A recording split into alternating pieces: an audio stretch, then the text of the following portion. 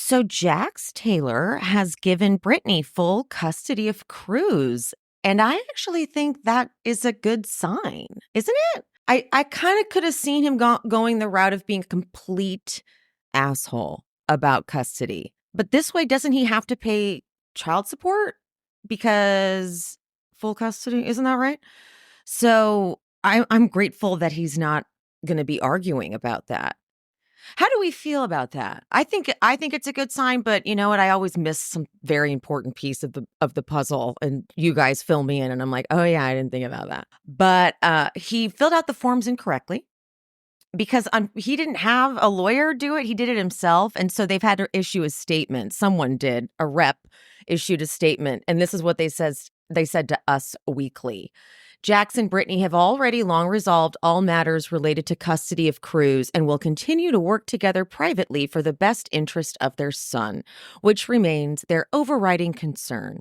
While Jax made errors in filling out forms that are usually done by trained legal professionals, those errors will be amended without delay. So they'll fix it. And honestly, forms are hard. As someone who did loan signings, I was a loan signing agent for a period of time. They're not always that easy. You would think formatting documents would be something everyone who makes documents is good at, but not always. And so yeah, I'm happy to make fun of Jax for a million things, but if he's willing to not make this a fight and a battle, thank God, because that could have been the last way to torture Britney. But speaking of torturing Britney, let's wrap up our Vanderpump Rules Season 6 rewatch and get to these reunions here. But first, if you are new to the show, hi, I'm Emily. I recap your favorite reality TV shows and keep you caught up on the juicy entertainment news. I go live on YouTube every Sunday at 10 a.m. PT to wrap up the week and chat with my fellow messes. So subscribe, follow, like, and comment for more, and let's get into it.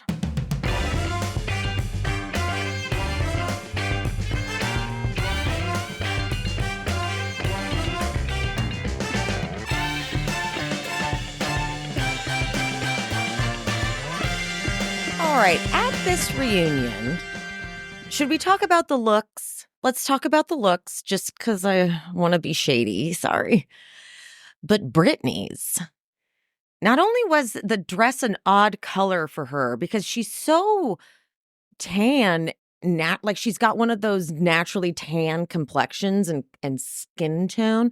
And so yellow could work, but it wasn't a mustard. It wasn't a neon. It was a weird shade of yellow. And yellow's tough, period. I can't wear yellow.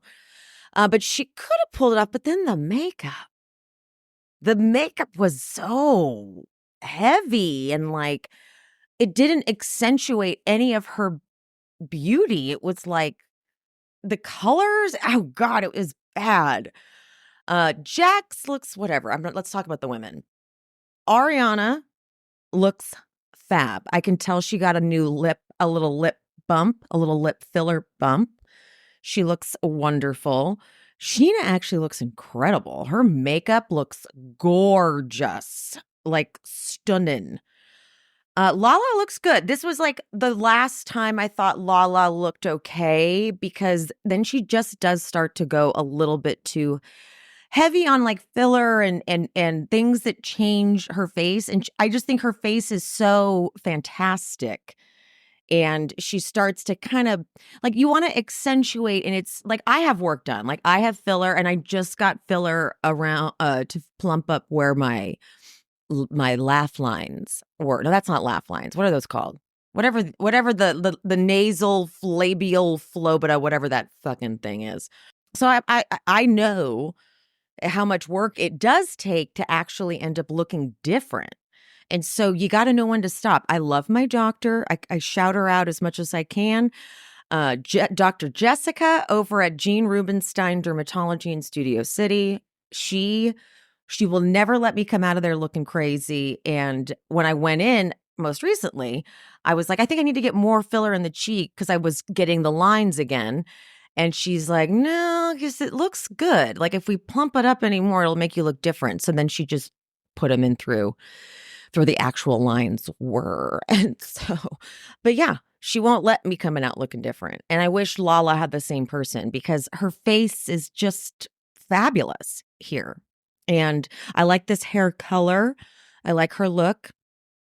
I don't understand exactly what's happening with Stassi's dress, but I don't hate it. But I go over to Kristen, and Kristen's got the hair that, look, I don't hate it. It's just, it's so like unhinged. The hair has like an unhinged electric socket kind of feel to it. Who else? Oh, Katie. Katie looks demure and fine. She looks, what were we saying for the longest time? Very demure, very cutesy. I guess we weren't saying that for too long. We said it for like a week. But very demure, very cutesy. And that is how Katie is looking. But you can tell this is the start of where she started to put on weight to like, she was eating feelings. I just know it. I've been there. I feel like she wasn't connected to her body. Because that's what, I always project onto Katie. I feel bad. I always like tell people what Katie's feeling because like that's what I was feeling. It's like, Emily, chill out. All right. You don't know what the fuck.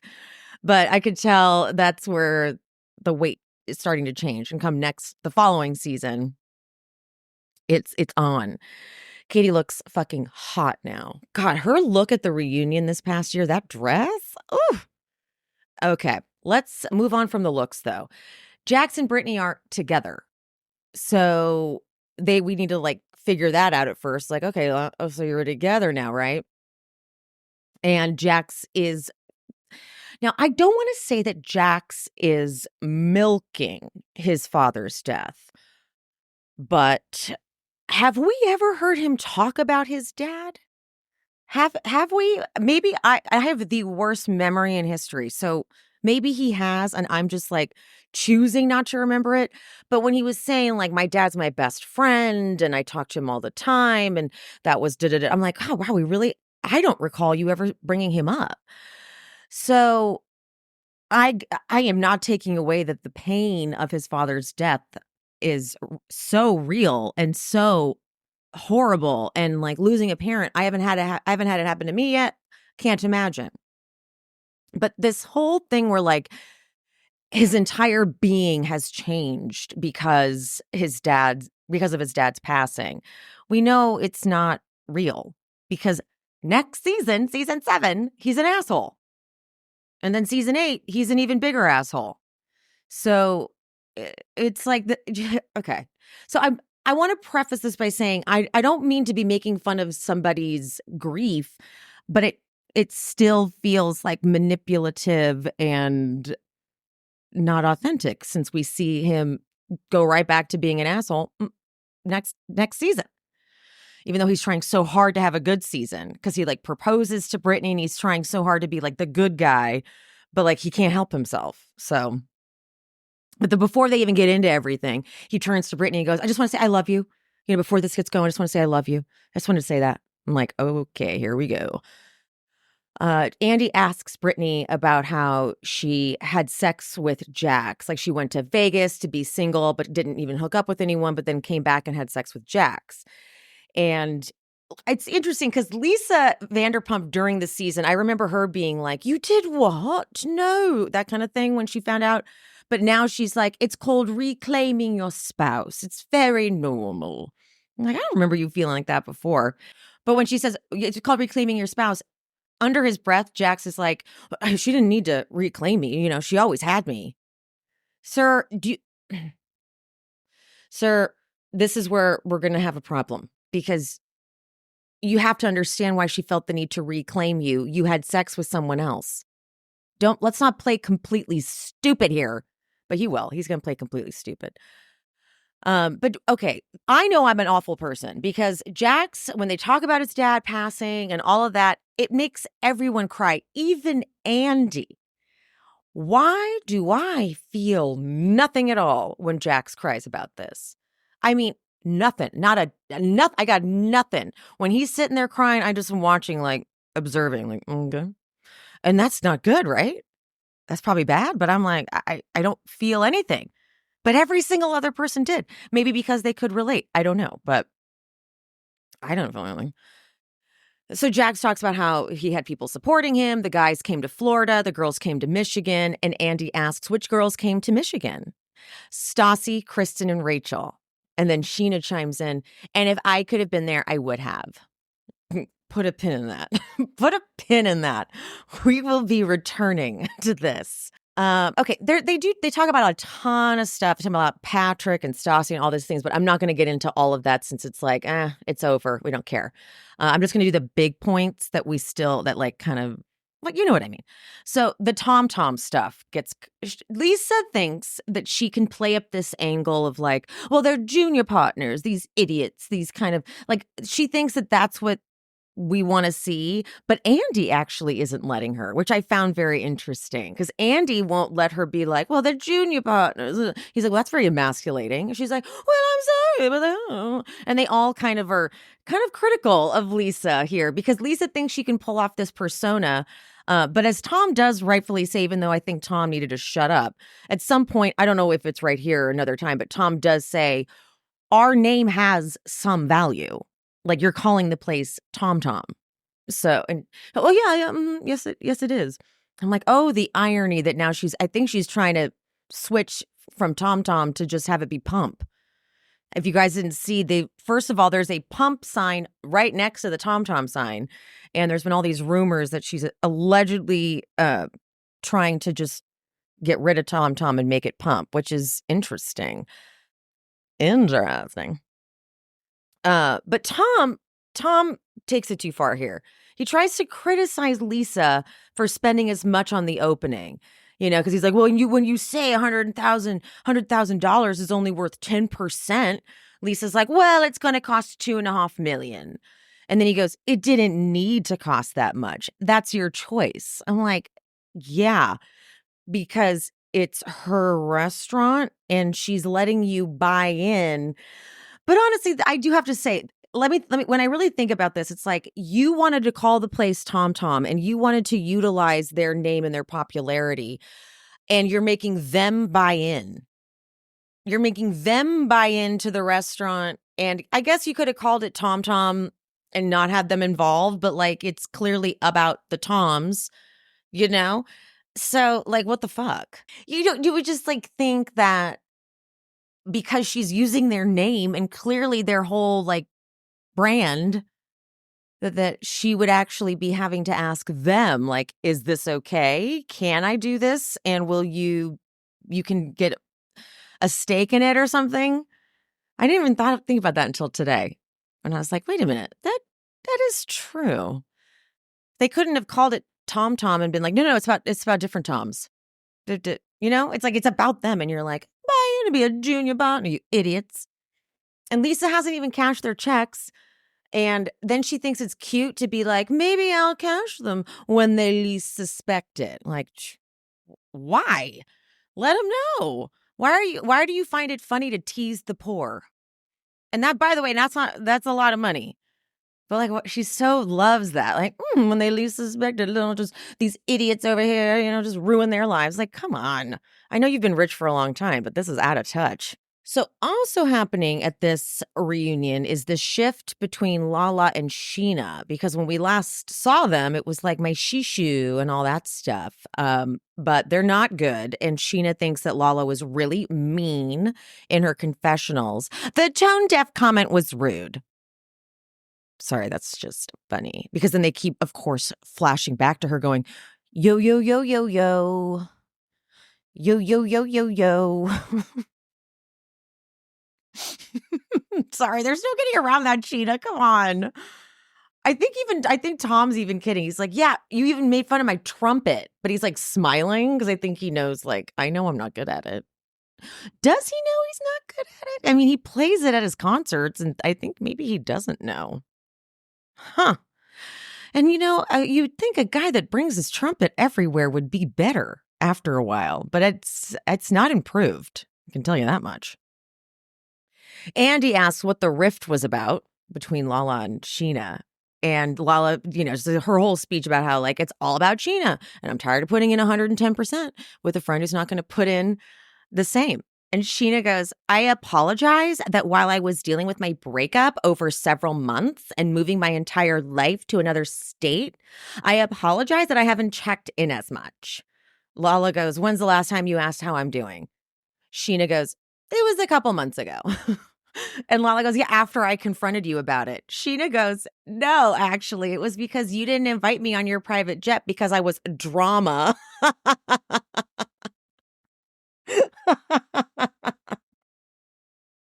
That's such a Scheana thing to say. Why is that so fucking funny to me? That Sheena's like, oh, I guess I can't go on the private jet because I'm drama. That's so Scheana. Scheana wouldn't get invited on private jets because she's drama. Oh my God. It just kills me every time because I was drama. But then Lala goes, do you remember what you text after that? And she goes, yeah. The text is, why wouldn't Lala think that it would make my life easier? Don't you think it would have been great for me to pack up 2 suitcases and put them on a PJ? Scheana doesn't realize how fucking rude that is and doubles, triples down. And she's like, yeah, when I'm moving to Vegas, literally the next week, you would think that you'd be like, hey, you can bring your stuff on the private jet. And then Lala's like, okay, so don't invite Kristen and Katie because you needed to take your stuff to Vegas. Yeah, as one of my closest friends who knew that I was going to Vegas, moving my entire life, you would think that you thought to do that. Oh my God. No, Scheana, I didn't think that when we charter a private jet that I shouldn't invite everyone and should just make room and make weight available for your baggage because you're moving. What was I thinking? She's like, yeah, as my friend, I would do that. Please. No, you would not. If you were able to charter a jet, you would get as many friends as you could on there. And you would be like, I mean, that's really selfish. Please. You didn't invite me in your private jet because I was drama. All right. Andy then asks Scheana, what if what she said to Lisa about what...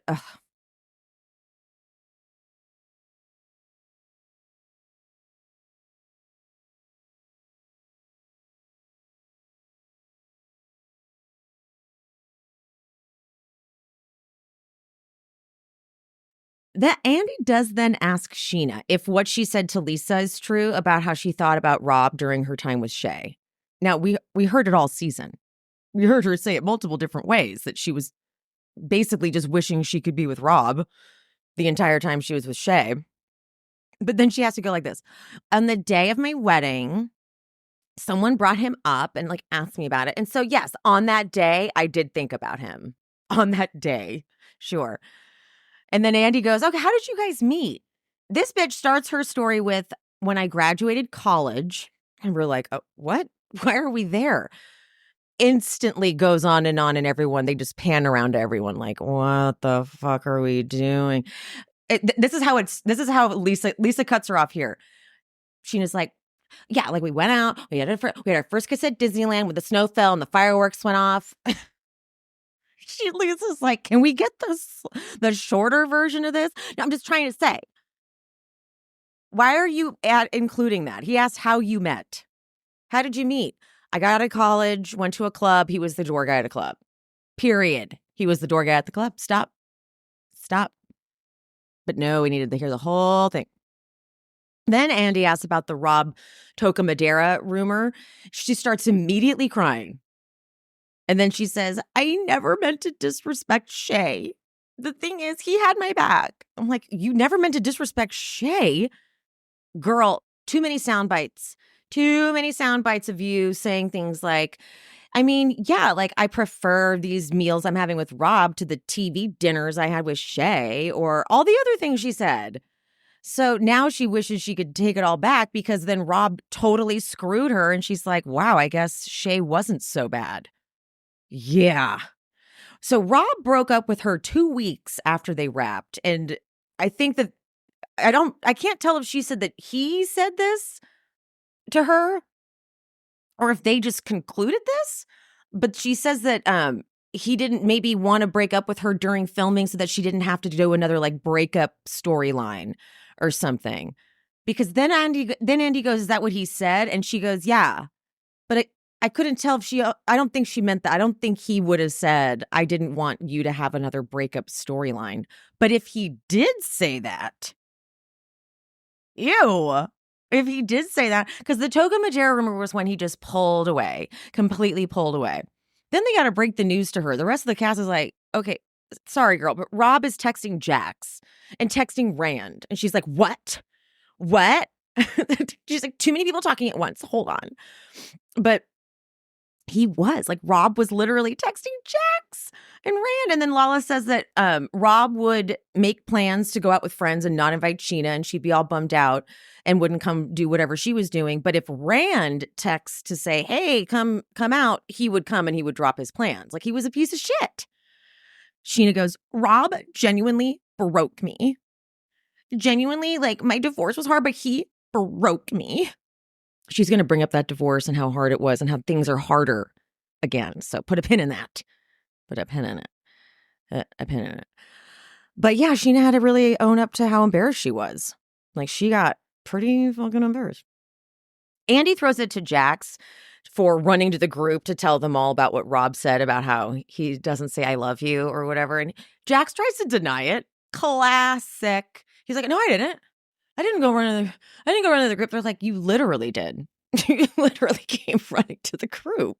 So, but then Scheana goes, Jax likes to deflect off himself.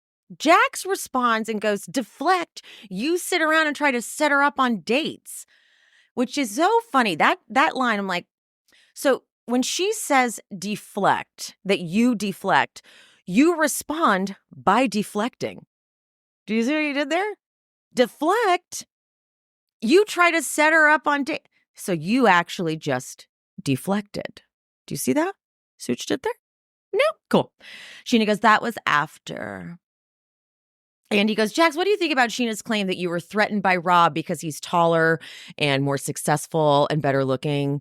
Jax goes, oh, okay, great. How did that work out for you? Scheana, fuck you, Jax. And then Jax goes to 1,000. You didn't even call me when my father died. And then Gina's like, okay, I have to walk away. I never do this, but I have to walk away. Jax remembers that I think Brittany, they're all trying to be like, she did. She texted you. She texted you. She texted you. And Jax remembers the text being about coming to see her Vegas show, which kind of wouldn't surprise me. She was like, I'm so sorry about your dad, but I'm in Vegas doing this show. And if you wanted to come out and see it. But I don't want to say that. Scheana walks off. And then Jax and his neck veins keep screaming. Like it is all vein, all forehead sweat, like eyes bugging out of his head. My father died. Okay. Ariana goes to check on Scheana, who is crying while they're reapplying the makeup. I'm like, wait for her to stop crying, guys, because they're like touching up underneath. I'm like, no, wait, she's not done. She's literally like looking up like crying. But Jax is going on and on and on and on. And Kristen, just without saying anything else, just walks across the stage and hugs him. As she hugs him, though, he goes, you can't even keep a boyfriend for more than 5 minutes. About Scheana. You can't even keep a boyfriend for more than 5 minutes. That's actually not true. She's kept guys for longer than 5 minutes. Okay. Ariana comes back out and she's like, she's coming. She's going to get her lashes put on. But then she says, she's back there saying that you guys were just in Vegas having a great time. And then Jax goes, ask Brittany. I was sitting there like, she hasn't asked me once about my dad. Instead, she's like, did you see the red carpet? No, Scheana, I didn't see the fucking red carpet. But like, that seems so accurate to me. I hate saying that. I'm sure Scheana cared, but like, Scheana does not have a huge capacity for caring about other people. She's been making it about her for forever. But complaining that no one else gives her enough attention. I've never been the number one. I've never been. What was that thing that they said? The queen of the season or something. It was about Ariana, whatever. And like, Scheana go, never me, never been me. The last line of part 1 is Scheana still in the back crying and going, Why is this harder than my divorce? Okay. Everything seems to be harder than your divorce, by the way. First, Rob was harder than your divorce. Jax now is hard. Jax yelling at you is harder than your divorce. So, gotta stop using that one, maybe. Okay.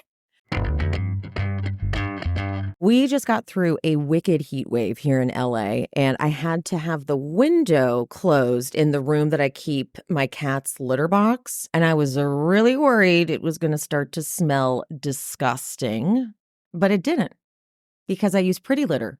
And those odor-absorbing crystals did their job. I don't know why it took me so long to get on the Pretty Litter bandwagon. I am never going back to my old litter. I used clumping litter that was so dusty and heavy. Pretty Litter, it's a lightweight 6-pound bag, and it's crystals. And the crystals absorb the liquid as well as the odor. But these crystals also change colors to indicate signs of potential illness in your cat, like a urinary tract infection, kidney issues. I've personally seen the litter change and called my vet and made an appointment for my girls. So thank you, Pretty Litter. And Pretty Litter just ships free right to my door. So I never run out. Pretty Litter is amazing. You have to try it. Go to prettylitter.com/she speaks to save 20% on your first order, and you get a free cat toy.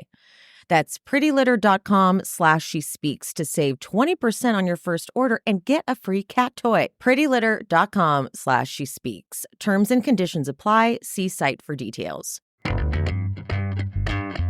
In part 2, it's a lot about Lala. They finish up whatever with Scheana, and like there's yelling back and forth, but we'll get back to that anyway. They go over to Lala and Randall, since now she's saying his name. And this is something that happened in part 1. There's a line that I think Andy says to James about being with Raquel, and how does she feel about getting to sleep with the white Kanye? And then Lala interrupts and goes, I'm sorry, my man is Kanye. How does she feel about fucking the white Ray J? Now, why is your man Kanye? Because he doesn't, what? Like, ew. So, okay, in this segment too, they ask about like him paying for stuff, Randall paying for stuff. Lala says that her boyfriend pays for her rent, pays part of her rent. He gave her a cap, and we are well above the cap, so I'm paying a lot of money for rent. But then in The Secrets Revealed, she says that her parents also her mom also gives her money. Her mom also gives her money. So then Randall also gets it. And she says point blank, I've just been stacking up money. So you don't pay your rent. But here you are trying to say you do in this reunion because you're in a group setting. You're not in the confessional chair. Lala tries to throw James under the bus and say how come I have a sugar daddy, but James lives on some guy's floor and has his rent paid? I'm like, what? Did you just try to equate that to? You get Range Rovers and you get a whole apartment paid for the most part, and you're trying to make fun of James, who is just hustling. He's sleeping on a floor, and you're trying to compare it? No, girl, no. Okay, moving on for now. Jax swears on his father that he only slept with Faith one time. I do not believe that, and that also kind of freaks me out that he's willing to swear on his father. I don't think Faith would want to lie about that, because Ariana says I heard it from Faith, who told James and whatever. I don't know why she would want to lie about that, but maybe she did or something. But also the way Lisa is like, she had her eyes on Jax, and I'm sure she wanted your gorgeous body, but it was calculated, it was premeditated. She wanted to set him up and be a part of all this. I'm like, oh wow, we are really blaming her. Okay, like, your God. Yeah, it was gross. Because also, like, I know we try to say that Faith got the rough deal here, but like, why was she willing to have sex with Jax next to the person she's supposed to be taking care of? Ew. Like, that I can't really wrap my head around that. Like, were you drunk? But like, aren't you at work? So I don't think Faith is like all that innocent by any means, but they definitely still did her dirty compared to the rest of them. Regarding Lala and Katie making up, Scheana says her piece about that, about how it's not real. And Katie's coming off of a season where she's getting a lot of hate for how she treated Lala. And so it just seemed like very calculated. And I think Katie nails it. And she goes, that's what you would do. Because the way Scheana explains and articulates that sounds like some thoughts she's had herself in her own head. Not necessarily what Katie's thoughts, like that's literally what you have done. We've watched her do it. We've watched her try to correct and feed into what the audience is going to like. And this was what got her in trouble last season, where she didn't know how to be because she was just concerned about what the feedback was going to be from the fans. So I do think that Katie really did just want to better herself, which I think is proof with how she's living now. And she's not with Schwartz anymore, and she's realized all that kind of shit. So that is something. And she like tells on herself. Every time she says that about what Katie's doing, it's like, I think you're more telling on yourself because that's what you would do. And it's even proven when they get to the package about how Scheana was trying to hook up Brittany and Adam in retaliation, which she says point blank on camera. She kind of soft coats it. She's like, I never said that. I actually never said that. And they're like, it's on camera. Like Stassi has to chime in like, no, you said it literally. Like, we're not even adding a spin. You said you want to fuck with my relationship. I'm going to fuck with yours. So just own that. But instead she's nervous always about fan feedback, and she's seen fan feedback. So she's all like, now she has to rewrite. That's why she can't stand in anything. She can't stand in anything because it's like, what's someone else going to think about it? How do you feel about that if I were to do that? You know, they get onto the topic of like Adam and Brittany and whatever, make her like clarify, like, what did you even text him or DM him? And she's like, I said, wanna hang. So Brittany, wanna hang. That's all I said. But they talk about how, like, you know, Adam's cute. Yeah, he's totally cute. And Lala goes, yeah, but who wants to fuck a cute guy? And Andy's like, I mean, I do. And she goes, no, I want to fuck a man. When you know that Randall is the man, you're like, ew. Just because he's unattractive doesn't make him more of a man. Like, that's creepy. Thanks. Bye-bye. No, thank you. He has really got his claws in her, and she is believing everything. Okay, part 3. Like I said, I'm skipping a lot. Just want to get to the good, juicy, funny parts. The topic of Jax and James having become friends this past season. We watched a whole season of it. Lala tries to come in and say it doesn't make sense. Like, how do these people who haven't gotten along for all these years suddenly start getting along? Didn't we just have a segment about how you and Katie and you and Stassi have become friends? What are you doing? It's bizarre to see something so hypocritical happening like in real time. And when James is like, you're also friends with them, she's like, I mean, what? I asked her to like plan my music thing. That's it. We're not like getting together all the time or something, like very oddly dismissive. It's like, what are you talking about? I don't get what you mean. And then she talks about how, you know, it went south because you had Jax saying that, you know, you and Kristen fucked or whatever. And then we get into that later. But I'm still like, you also had conflict with Katie. Like, you're trying to be cool with Katie, and then she talked shit about you. Scheana told you, and then you guys had to resolve that. It's like, it's so hypocritical. It's crazy. She's been doing this from day one. All right. Speaking of the event that Stassi planned, they get into that whole topic, and it's just so stupid. It's so stupid watching Lisa try to be like, well, I've always loved Stassi and thought she was brilliant and wanted to find a way to incorporate her. Da, da, da, da. And I kind of get why Tom's so annoyed. It's like, look, we have to pretend to work here in SUR on this show. I think that seems like something that at the time they're still kind of like required to do in order to participate as a cast member. And you give her this kind of cool position, and we still have to put on these uniforms and bartend and wait tables. And no, I don't blame them. Like, if we're going to have to keep pretending here, this is season 6, and we're going to have to keep pretending that we just work here in this restaurant. Stassi doesn't get to come in and be like different and have like meetings with Lisa. I don't blame them for being pissed. I think I would be pissed too, especially because Lisa was like done with Stassi and they were like all like, fuck her. And then now she's like, I've always loved Stassi. It's like, no, you haven't. What are you talking about? It was a weird move. It was Stassi's like, I don't want to come back and do that. I don't want to work. I don't want to wait tables. And she's like, what about event planning? We could do an event. We have to get some events coordinated. A brand new event planner who's never done it before. That makes sense to hire, not someone we could, interview and get like an experienced person. No. We'll have you do it, Stassi. Like, come on. It wasn't real. It was just to incorporate her into the show. This was probably like the last bit of them being willing to do that. Although I don't remember. I have to watch season 7 again because I don't remember how much they worked there. But by season 7, they're like, we don't really need to work here. All right, we're buying homes. Then they get into the Lala James stuff and how he needs to apologize for what he said, right? And then it goes on and on.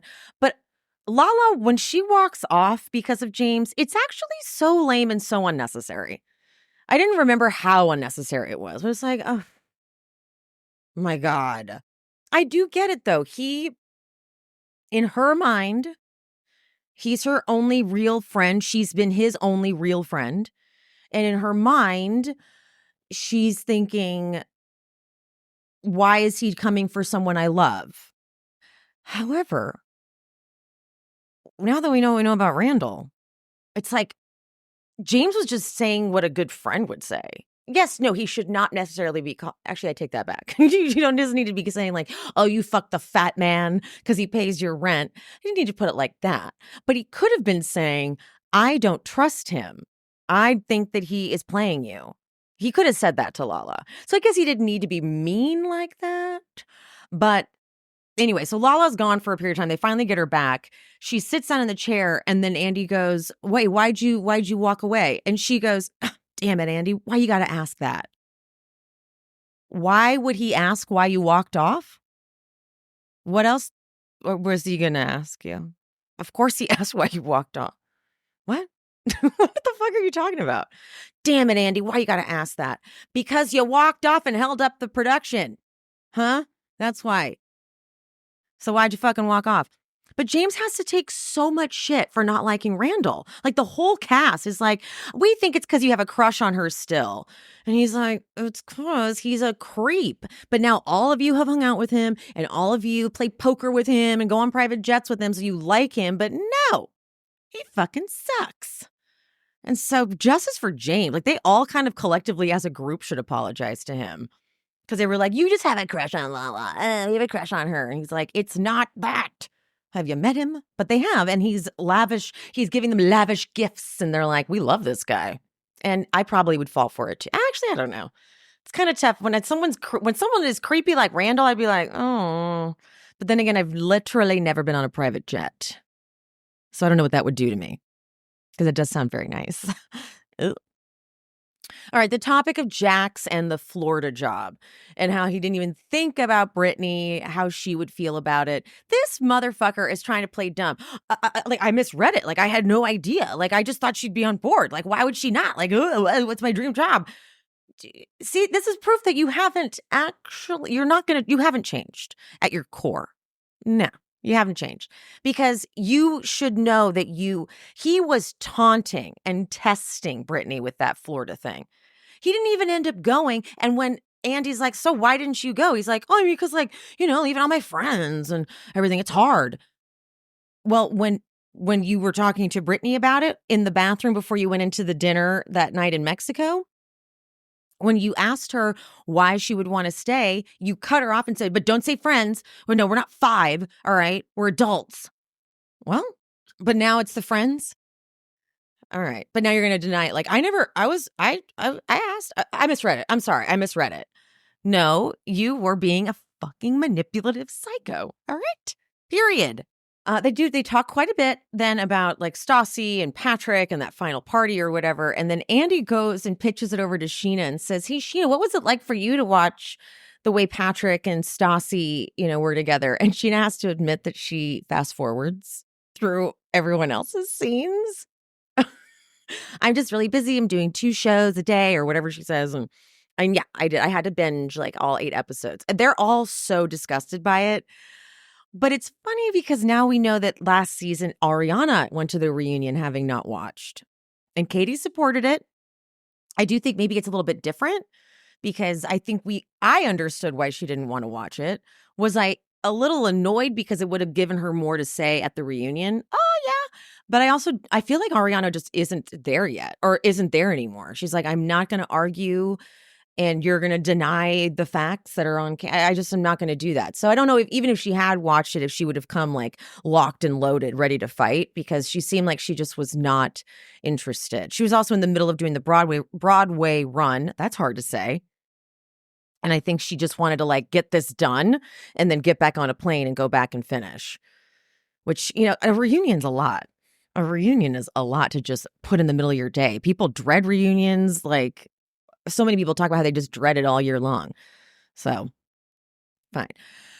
Lala talks about the bottle that she sucks.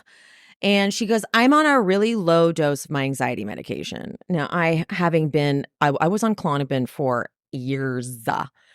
And I was one of the victims of doctors overprescribing benzos.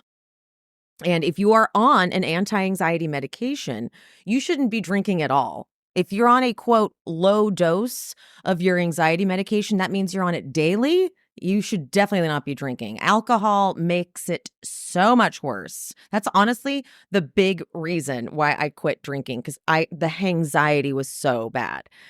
But Lala's like, there's a bunch of things you could do. Like you could flick like a rubber band on your wrist, or you could suck a dick. Who the fuck is having a fucking panic attack and needs to suck a dick?